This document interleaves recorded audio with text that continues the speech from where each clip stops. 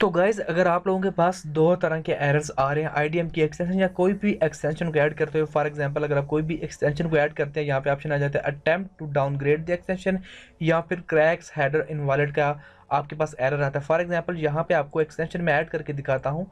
यहाँ पे जब हम ऐड करता हूँ तो यहाँ पे देख सकते हैं कि ये एरर हमारे सामने आ जाता है attempt to downgrade the extension. तो इसका सिंपल हल क्या है, आईडीएम के हवाले से आप लोगों ने सर्च करना है आईडीएम इंटीग्रेशन मॉडल सर्च करना है आप लोगों ने क्रोम पे जाके। तो आपके पास जो सबसे पहली वेबसाइट आ जाएगी आपने उसे ओपन कर लेना है। दरअसल ये आईडीएम की जो है वो एक एक्सटेंशन है जो कि आप लोगों को सेपरेटली जाकर अगर आप जाते हैं वैसे गूगल क्रोम के स्टोर पे तो आपको वहाँ पे नहीं मिलेगी, लेकिन आप सर्च करके यहाँ से निकाल सकते हैं। आप लोगों ने ऐड टू क्रोम के ऑप्शन पे क्लिक करना है और ऐड एक्सटेंशन के बटन पे क्लिक करेंगे तो आपकी एक्सटेंशन जो है वो ऐड हो जाएगी विदाउट एनी एरर।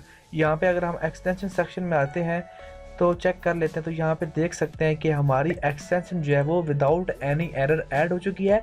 तो अगर आप लोगों के पास एरर आता है आईडीएम का जो है डाउनग्रेड एक्सटेंशन करने का या फिर क्रैक्स हेडर इनवैलिड का, तो प्लीज़ आप ये स्टेप कीजिए, आपकी जो है वो एक्सटेंशन ऐड हो जाएगी। अगर आपकी वीडियो चलेगी तो प्लीज़ लाइक कीजिए, अगर पसंद आए तो चैनल को सब्सक्राइब करना मत भूलिए। क्या आपको इस तरह की अमेजिंग टिप्स एंड ट्रिक्स की वीडियोस मिलती रहेंगी।